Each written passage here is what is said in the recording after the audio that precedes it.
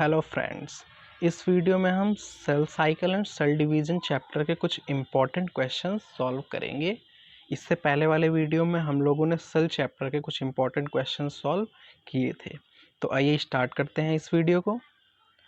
First question है, synthesis of DNA takes place in.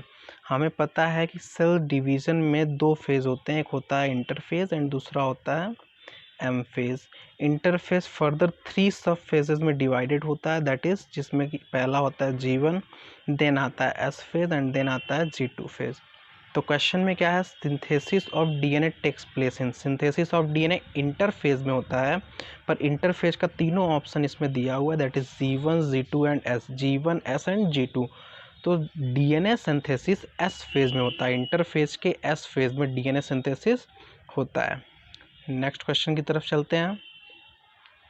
Question number 2, G2 phase comes between. तो इससे पहले अभी हम लोगों ने देखा कि दो फेजेस होते हैं सेल डिवीज़न में, एक होता है इंटरफेज, देन होता है M phase.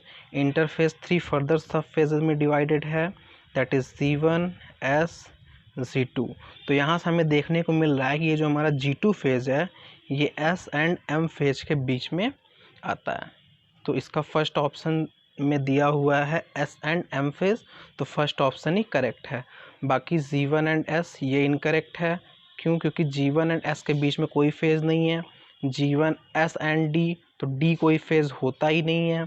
G1 and M, तो G1 एंड M के बीच में S and G2 both phase आता है, hence correct option is first हो जाएगा। थर्ड क्वेश्चन पे चलते हैं। 4 daughter cells formed after meiosis is. तो फ्रेंड्स हमें पता है कि मियोसिस में अगर पेरेंट का नंबर ऑफ क्रोमोसोम 2n है, तो आफ्टर मियोसिस 4 सेल्स फॉर्म होंगे एंड चारों सेल की पोलैरिटी पेरेंट सेल के हाफ होती है। चारों सेल की पोलैरिटी पेरेंट सेल के हाफ होती है। Meiosis type of cell division sexual reproduction के लिए बहुत इंपॉर्टेंट होता है। Meiosis type of cell division sexual reproduction के लिए बहुत इंपॉर्टेंट होता है। तो मियोसिस का सेक्सुअल रिप्रोडक्शन में क्या इंपॉर्टेंस है? इसका इंपॉर्टेंस ये है कि ये वेरिएशन क्रिएट करवाता है। वेरिएशन कैसे क्रिएट करवाता है? इसमें क्रॉसिंग ओवर होता है। मियोसिस में पैचिटीन में क्रॉसिंग ओवर एक प्रोसेस है जो होता है, जिसके थ्रू क्या होता है, वेरिएशंस क्रिएट होते हैं नेक्स्ट जनरेशन में, जो कि इम्पॉर्टेंट है इवोल्यूशन के लिए। और इसीलिए सेक्सुअल रिप्रोडक्शन बेनिफिशियल है over asexual reproduction. Hence question में क्या है, 4 daughter cells formed after meiosis is. जो 4 डॉटर सेल्स फॉर्म्ड होंगे वो जेनेटिकली सिमिलर नहीं होंगे, वो जेनेटिकली डिफरेंट होंगे। क्यों? क्योंकि वो क्रॉसिंग ओवर के बाद फॉर्म हो रहे हैं, एंड क्रॉसिंग ओवर के समय में ही जेनेटिक कॉन्स्टिट्यूएंट का एक्सचेंज हो जाता है, जिसके वजह से जो 4 डॉटर सेल फॉर्म होते हैं उनका जेनेटिक फॉर्मेशन होता है वो चारों का डिफरेंट होता है। इसीलिए एसेक्सुअल रिप्रोडक्शन में जो ऑफस्प्रिंग्स फॉर्म होते हैं उन्हें हम क्लोन बोलते हैं। क्लोन मतलब मॉर्फोलॉजिकली एंड जेनेटिकली सिमिलर। उन्हें मॉर्फोलॉजिकली एंड जेनेटिकली सिमिलर हम क्यों बोल रहे हैं? क्योंकि उसमें क्रॉसिंग ओवर जैसा कोई भी फिनोमिना नहीं होता है। एसेक्सुअल रिप्रोडक्शन में मियोसिस होता ही नहीं है। तो नेक्स्ट क्वेश्चन की तरफ चलते हैं। Question number 4, how many meiotic division will be necessary to produce 200 pollen grain. हमें पता है कि पॉलन ग्रेन की पोलैरिटी क्या होती है, n होती है। अगर प्लांट सेल की पोलैरिटी 2n है तो पॉलन ग्रेन की जो पोलैरिटी होगी वो कितनी होगी, n होगी। पॉलन ग्रेन की पोलैरिटी n होती है। इट मीन्स कि पॉलन ग्रेन मियोटिक डिवीजन से फॉर्म होता है। और हम लोगों ने पहले वाले क्वेश्चन में देखा कि एक मियोटिक डिवीजन से 4 सेल्स फॉर्म हो रहे हैं। हेंस इसमें हमें टोटल नंबर एक मियोटिक डिवीज़न से 4 सेल्स फॉर्म हो रहे हैं। और क्वेश्चन के अकॉर्डिंग हमें कितने सेल फॉर्म करवाने हैं, तो 200 सेल्स फॉर्म करवाने हैं। तो 200 सेल्स के लिए हमें कितने मियोटिक डिवीज़न चाहिए, 50 मियोटिक डिवीज़न चाहिए। Hence 50 will be correct answer, 50। क्यों? क्योंकि एक मियोटिक डिवीजन से 4 सेल बन रहा है, तो 50 मियोटिक डिवीजन से 200 cells, that is 200 pollen grain after meiosis division 2n से n के फॉर्म में फॉर्म हो जाएंगे। नेक्स्ट क्वेश्चन की तरफ चलते हैं। if the n in plant cell that if the n equals to 8 in plant cell, then how many possible, ये अलग अलग वर्ड्स है, possible bivalent in metaphase 1 of meiosis. Bivalent के बारे में मैं बता दूं कि मियोसिस के टाइम में जाइगोटीन में, मियोसिस के टाइम में जाइगोटीन में एक प्रोसेस होता है सिनैप्सिस। सिनैप्सिस का मतलब होता है पेयरिंग ऑफ होमोलोगस क्रोमोसोम। इस पेयरिंग के बाद अगर एक होमोलोगस क्रोमोसोम का मतलब अगर 2n सेट है, दैट इज 2n का मतलब होता है किसी भी ऑर्गेनिज्म में n का 2 सेट है, यानी कि n का 1 एंड 2। अगर किसी ऑर्गेनिज्म की पोलॉइडी 2n है तो इसका मतलब है कि अगर उसमें n क्रोमोसोम के 2 सेट प्रेजेंट हैं। तो मियोसिस डिवीज़न में क्या होता है, इन दोनों जो n की जो सेट हैं इनके बीच में पेयरिंग हो जाता है। तो उसी के पेयरिंग के बाद बाईवैलेंट फॉर्म होता है, उसी के पेयरिंग के बाद बाईवैलेंट फॉर्म होता है। हम देखते हैं बाईवैलेंट कैसा होता है। अगर एक क्रोमोसोम ये है एंड दूसरा ये होमोलोगस, बाईवैलेंट फॉर्म होता है होमोलोगस क्रोमोसोम के बीच में। ये अगर दोनों होमोलोगस क्रोमोसोम है तो इन्हीं के बीच में पेयरिंग हो जाता है एंड इसी स्ट्रक्चर को हम बाईवैलेंट बोलते हैं। एंड ये पेयरिंग हमारा जाइगोटीन में होता है और इस प्रोसेस को हम सिनैप्सिस बोलते हैं। Pairing of homologous chromosome is known as synapsis and यही पेयरिंग के बाद हमारा बाईवैलेंट फॉर्म हो जाता है। ये एन सेट से आया हुआ है, ये दूसरे एन सेट से आया हुआ है, हेंस बाईवैलेंट इक्वल्स टू हमारा क्या होता है एन। बाईवैलेंट अगर ये एन सेट से आया, टोटल अगर हमारा किसी ऑर्गेनिज्म की पोलैरिटी 2n है तो 2n में से एक n उसका ये होगा, दूसरा n उसका ये होगा, तो दोनों n से अलग अलग आया हुआ है, तो बाईवैलेंट की पोलैरिटी क्या हो गई, बाईवैलेंट का नंबर n हो गया। ओके, इट मीन्स कि number of bivalent is equals to number of haploid chromosome. इस फॉर्मूले से आप डायरेक्ट बाईवैलेंट निकाल सकते हैं, haploid chromosome, number of bivalent is equals to number of haploid chromosome. इस फॉर्मूले से आप डायरेक्ट बाईवैलेंट का नंबर निकाल सकते हैं। तो इसमें ऑलरेडी दिया हुआ है n is equals to 8, that is ये हमारा n इक्वल्स टू 8 देने का मतलब ये हैप्लॉइड सेल का दिया ही है, hence number of bivalent formed will be equals to 8, hence third option is correct, that is 3 bivalent is formed. क्यों, क्योंकि फॉर्मूला होता है बाईवैलेंट का, number of bivalent is equals to number of haploid chromosome. यहाँ पे एक point मैं और बताना चाहूँगा कि n इज इक्वल्स टू 8 यहाँ पे लिया है, it means 2n is equals to 16 होता है। तो हमें ये याद रखना होगा 2n is equals to 16 onion plant में होता है और ओनियन में मियोसिस और माइटोसिस की स्टडी करने के लिए ईजी होता है। ओनियन का रूट टिप सेल से हम लोग माइटोसिस की स्टडी करते हैं, इसलिए आपके एनसीईआरटी में ये एक पॉइंट दिया हुआ है साइड में कि 2n इज इक्वल टू 16 होता है ओनियन सेल में, तो ये पॉइंट हमें याद रखना होगा। नेक्स्ट क्वेश्चन की तरफ चलते हैं। Chromosome at anaphase are various shape due to position of. हमें पता है क्रोमोसोम का वेरियस शेप होता है, क्यों, क्योंकि वो सेंट्रोमियर की वजह से होता है। अब ये जो वेरियस शेप होता है ये एनाफेज में ही विजिबल होता है, आइए हम इसको बताते हैं। एनाफेज में अगर ये हमारा क्रोमोसोम है, अगर मेटाफेज में ये इक्वेटर पे जाकर के अरेंज हो गया है और मेटाफेजिक प्लेट में ही स्पिंडल जाकर स्पिंडल फाइबर दोनों साइड से अटैच्ड हो गया है, तो इसका एनाफेज में क्या होता है, एनाफेज स्टेज में यहाँ से ये सेंट्रोमियर जो होता है वो ब्रेक हो जाता है एंड सेंट्रोमियर ब्रेक होने के बाद ये जो स्पिंडल फाइबर होती है वो अपने तरफ कॉन्ट्रैक्ट होती है, पोल की तरफ जाती है, तो जिसके वजह से ये जो स्पिंडल फाइबर कहाँ अटैच्ड है, काइनेटोकोर प्रोटीन से अटैच्ड है। तो सेंट्रोमियर से अटैच्ड स्पिंडल फाइबर से दोनों आर्म कुछ ऐसे दिखेगा एक, और दूसरा कुछ ऐसे दिख सकता है वी शेप्ड का, या फिर तो ये एल शेप्ड का दिख सकता है। तो ये जो डिफरेंट शेप है ये हमारा एनाफेज में ही दिख रहा है। ये कौन सा फेज था, मेटाफेज था, एंड ये कौन सा फेज है, एनाफेज है। तो ये जो डिफरेंट शेप है क्रोमोसोम का, जो क्रोमोसोम का डिफरेंट शेप है वो एना फेज में ही विजिबल है, या फिर तो एल शेप हो सकता है, वी शेप हो सकता है, आई शेप हो सकता है और जे शेप हो सकता है। 4 शेप हो सकते हैं क्रोमोसोम के और वो चारों फेज हमारे एना फेज में ही विजिबल होते हैं। तो क्वेश्चन में यही पूछा है कि chromosome at anaphase are various shape due to position of. तो ये सिर्फ और सिर्फ सेंट्रोमियर के वेरियस पोजीशन की वजह से, अगर सेंट्रोमियर का पोजीशन एकदम बीच में होता है तो वी शेप्ड हो जाएगा, थोड़ा और शिफ्ट हो जाएगा कॉर्नर की तरफ तो एल शेप दिखेगा, और थोड़ा सा शिफ्ट हो जाएगा तो जे शेप दिखेगा, और थोड़ा सा शिफ्ट हो जाएगा दैट इज एकदम कॉर्नर हो जाएगा तो आई शेप का दिखेगा। नेक्स्ट क्वेश्चन की तरफ चलते हैं। The number of DNA in chromosome at G2 state of cell cycle is. हमें पता है कि G2 स्टेट S के बाद आएगा, S फेज के बाद हमारा G2 स्टेट आएगा। S फेज में ही डीएनए रेप्लिकेशन होता है।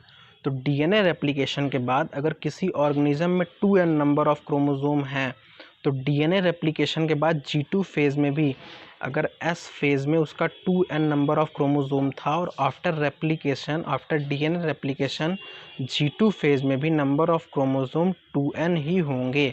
पर अगर अमाउंट ऑफ डीएनए का पूछा जाए तो अमाउंट ऑफ डीएनए अगर यहाँ पे C था तो यहाँ पे अमाउंट ऑफ डीएनए 2C हो जाएगा।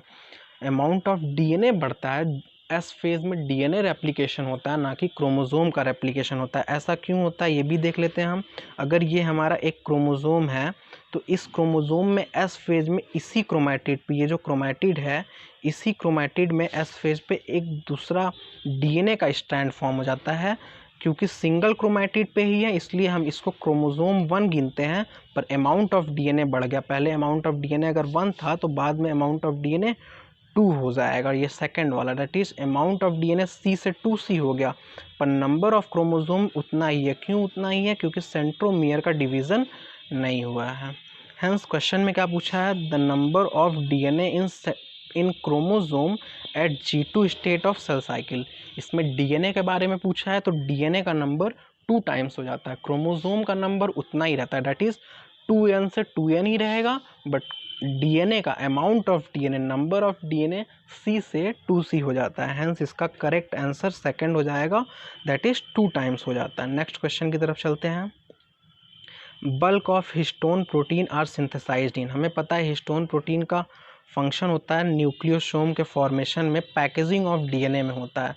तो पैकेजिंग ऑफ डीएनए में होता है, एज हमें पता है कि G1 आता है पहले, देन आता है S एंड देन होता है G2 फेज। तो S फेज में ही हिस्टोन प्रोटीन का रिक्वायर्ड होता है। क्यों? क्योंकि S फेज में ही डीएनए रेप्लिकेशन हो रहा है। हेंस हिस्टोन प्रोटीन का फॉर्मेशन एस फेज के पहले ही हो जाता है, डेट इज G1 फेज में ही, G1 फेज में ही हिस्टोन प्रोटीन का फॉर्मेशन हो जाता है। तो 8th का करेक्ट ऑप्शन हो जाएगा first, that is in G1 phase bulk of histone protein is synthesised. Next question की तरफ चलते हैं। Question number 9, mitosis occur in. Mitosis haploid and diploid दोनों सेल्स में होता है। क्यों ऐसा होता है हम बता दें। माइटोसिस में क्या होता है, अगर नंबर ऑफ क्रोमोसोम n है तो सेल डिवीज़न के बाद जो 2 सेल बनेंगे वो n के ही बनेंगे, दैट इज़ जो पहले नंबर ऑफ क्रोमोसोम था वही नंबर ऑफ क्रोमोसोम बाद में भी रह गया। या फिर तो अगर number of chromosome 2n types है तो बाद में भी हमारा जो 2 सेल बनेंगे आफ्टर माइटोसिस वो 2n और 2n के ही होंगे, 2n के ही 2 सेल फॉर्म होंगे। तो हेंस अगर हैप्लॉइड सेल है तो हैप्लॉइड सेल में भी उसका नंबर इंक्रीज करने के लिए n से n के ही कई सारे सेल्स बन जाएंगे, और डिप्लॉइड सेल में 2n से 2n के ही कई सारे सेल बन जाएंगे। पर अगर हम मियोसिस में देखें तो मियोसिस में क्या होता है, नंबर ऑफ क्रोमोसोम हाफ हो जाता है, तो n से n/2 नहीं हो सकता है। हेंस कभी भी हैप्लॉइड सेल में मियोटिक डिवीज़न नहीं होता। Meiotic division always diploid cell में होता है, दैट इज़ 2n से n टाइम्स हो जाता है। या फिर तो डिप्लॉइड सेल में होगा या फिर तो इवन नंबर ऑफ जिसमें पोलॉइडी होगी, जैसे 4n हुआ तो इसमें भी मियोटिक डिवीज़न हो सकता है एंड देन 4n से 2n बन जाएगा। बट कभी भी माइटोसिस डिवीज़न, मियोटिक डिवीज़न कभी भी हैप्लॉइड में नहीं होगा। क्यों? क्योंकि मियोटिक डिवीज़न के बाद नंबर ऑफ क्रोमोसोम रिड्यूस हो जाते हैं, हाफ हो जाते हैं, तो कभी भी n से n/2 नहीं हो सकता है। ओके, तो इस क्वेश्चन में क्या पूछा है, माइटोसिस ऑकर्स इन, तो माइटोसिस हैप्लॉइड एंड डिप्लॉइड दोनों इंडिविजिबल में होता है, hence third option is correct. Next question की तरफ चलते हैं। Significance of meiosis lies in, meiosis का सिग्निफिकेंस पूछ रहा है। मियोसिस के बारे में इससे पहले अभी हमने बताया कि मियोसिस में 2n से n हो जाता है। After meiosis division 4 cells form होते हैं जो कि n के होते हैं। 4 सेल्स फॉर्म होते हैं जो कि 4 के चारों n के ही होते हैं। तो इसका सिग्निफिकेंस क्या है, n फॉर्म होने का मतलब क्या है वो मैं समझा दूं। अगर मेल और फीमेल दो डिफरेंट इंडिविजिबल हैं किसी स्पीसीज़ के, किसी भी स्पीसीज़ के मेल एंड फीमेल दो डिफरेंट इंडिविजिबल हैं, अगर इनके बीच में सेक्सुअल रिप्रोडक्शन होता है, मानिए इनकी पोलैरिटी 2n है, तो इनकी पोलैरिटी 2n, इनकी भी पोलैरिटी 2n, सेक्सुअल रिप्रोडक्शन में अगर गैमीट भी अगर 2n हुआ तो उसके फ्यूज़न के बाद जो चिल्ड्रन बनेगा, जो ऑफस्प्रिंग होगा, उसकी पोलैरिटी 4n हो जाएगी। तो क्या हो रहा है, मेल की पोलैरिटी 2n थी, फीमेल की भी पोलैरिटी 2n थी, बट जो ऑफस्प्रिंग बन रहा है उसकी पोलैरिटी कितनी हो जा रही है, 4n हो जा रही है। दैट इज़ ऑफस्प्रिंग की पोलैरिटी डबल हो जा रही है। पर ऐसा ना हो इसलिए ही मियोटिक डिवीज़न होता है। मियोटिक डिवीज़न में हम लोग देखते हैं कि मेल की पोलैरिटी अगर 2n है और फीमेल की भी पोलैरिटी 2n है, तो मियोटिक डिवीज़न के बाद जो गैमीट बनता है उस गैमीट की पोलैरिटी n और n हो जाती है। इसकी भी पोलैरिटी 2n है एंड इसकी भी पोलैरिटी 2n है। फीमेल एंड मेल दोनों की पोलैरिटी 2n है, तो जो गैमीट बनता है मियोसिस के बाद वो कैसा हो जाता है, n हो जाता है। उसकी पोलैरिटी, गैमीट की पोलैरिटी n हो जाती है। इसके बाद अगर इन दोनों के बीच में फ्यूज़न होता है, दैट इज सेक्सुअल रिप्रोडक्शन होता है, तो उसके बाद जो ऑफस्प्रिंग बनता है उसकी पोलैरिटी वापस से 2n हो जाती है। दैट इज़ उसकी पोलैरिटी वापस से क्या हो गई, मेंटेन हो गई। जो किसी भी स्पीसीज़ की पोलैरिटी है वो क्या हो गई, मेंटेन रह गई, कंसिस्टेंसी उसमें मेंटेन रहेगी। तो 10th में फर्स्ट ऑप्शन है maintain consistency in the number of chromosome in an organism, तो ये फर्स्ट ऑप्शन तो एकदम सही है। सेकेंड ऑप्शन में क्या है, production of genetic variability in the population of species. Production of genetic variability means कि मियोसिस में हमें पता है कि क्रॉसिंग ओवर होता है and crossing over is responsible for variation, hence second भी सही है। थर्ड में क्या लिखा है, reduction of diploid number of chromosome to haploid, तो ये भी सही है कि 2n से n number of chromosome form हो जाता है मियोसिस में, hence fourth option is correct, that is all of these. Next question पे चलते हैं हम। विच is correct for meiotic metaphase 1, metaphase 1 में मियोसिस के मेटाफेज 1 में करेक्ट ऑप्शन पूछ रहा है। हमें पता है कि प्रोफेज में ही बाईवैलेंट का फॉर्मेशन हो जाता है, मियोसिस के प्रोफेज फर्स्ट में ही बाईवैलेंट का फॉर्मेशन हो जाता है। और बाईवैलेंट दिखता कैसे है, बाईवैलेंट में दो होमोलोगस क्रोमोसोम की पेयरिंग होती है, एक होमोलोगस क्रोमोसोम ये, दूसरा होमोलोगस क्रोमोसोम ये, इन दोनों के बीच में क्या होती है, इसमें पेयरिंग होती है, दोनों की लेंथ सब कुछ सेम होती है, डायमेंशंस दोनों की सेम हो जाती है। तो यही पेयरिंग के बाद मेटाफेज में क्या होता है, इसी बाईवैलेंट का नंबर ऑफ बाईवैलेंट कितना हो जाएगा, हैप्लॉइड नंबर, हैप्लॉइड क्रोमोसोम के इक्वल, तो नंबर ऑफ जितने भी बाईवैलेंट होंगे ये मेटाफेज में यहाँ पे मेटाफेजिक प्लेट बना लेते हैं। यहाँ मेटाफेज स्टेज में ये मेटाफेजिक प्लेट बना लेंगे, सेंटर पे जा कर के ऐसे अरेंज्ड हो जाएंगे, सेंटर पे अरेंज्ड हो जाएंगे। तो वही क्वेश्चन में पूछ रहा है which is correct for meiotic metaphase 1, तो मियोटिक में क्या हो रहा है, bivalent are arranged at equator, तो इसमें हमें फर्स्ट ऑप्शन ही करेक्ट मिल गया है। और सेकंड ऑप्शन में क्या लिखा है, univalent are arranged at equator, तो ये तो गलत है, क्यों, क्योंकि यूनिवैलेंट अरेंज नहीं होता है, बाईवैलेंट के फॉर्म में होता है। Non homologous chromosome forms pair, ये भी गलत है, हमें पता है बाईवैलेंट होमोलोगस क्रोमोसोम के बीच में होता है, ना कि नॉन होमोलोगस क्रोमोसोम के बीच में। फोर्थ में बोल रहा है spindle fibre are attached at chromomere, तो ये भी गलत है, क्यों, क्योंकि स्पिंडल फाइबर क्रोमोमियर पे नहीं, काइनेटोकोर एक प्रोटीन होता है जो कि सेंट्रोमियर पे ही होता है। सेंट्रोमियर पे डिस्क शेप्ड एक प्रोटीन होता है जिसका नाम है काइनेटोकोर, यही काइनेटोकोर प्रोटीन पे ही स्पिंडल फाइबर अटैच्ड होता है, hence first option is correct. Next question देखते हैं हम। In which stage of meiosis chromosome number reduces to half. हमें पता है मियोसिस दो सब फेजेस में होता है, एक होता है मियोसिस फर्स्ट, एक होता है मियोसिस सेकेंड। मियोसिस फर्स्ट को हम लोग रिडक्शनल डिवीजन भी बोलते हैं, क्यों? क्योंकि इसी मियोसिस फर्स्ट में ही 2n से n number of chromosome form हो जाता है। मियोसिस 2 को हम लोग इक्वेशनल डिवीजन बोलते हैं, क्यों? क्योंकि 2n से, अगर यहाँ पे मियोसिस के स्टार्टिंग में ही अगर 2n नंबर ऑफ क्रोमोसोम है, तो at the end of meiosis first chromosome number will be reduced to n and this n will be distributed equally in meiosis 2। इसलिए मियोसिस 2 को हम लोग इक्वेशनल डिवीजन बोलते हैं, क्यों? क्योंकि n से n में ही वो हमारा डिवाइड होकर फॉर्म हो रहा है। इसको मैं एक बार और क्लियर कर दूं अच्छे से। अगर ये हमारा कोई भी सेल है जिसकी पोलॉइडी है 2n, अगर इसमें फर्स्ट टाइम अगर सबसे पहले मियोसिस 1 होता है इसमें, तो मियोसिस 1 ही हमारा क्या है? Reductional division. मियोसिस 1 क्या है? हमारा रिडक्शनल डिवीजन है। तो यहाँ हमारा 2n से n का दो सेल फॉर्म हो जाएगा, n का। देन इसका क्या होगा? मियोसिस 2 होगा। इन दोनों का क्या होगा? मियोसिस 2 होगा। तो मियोसिस 2 के बाद मियोसिस 2 होगा इन दोनों का।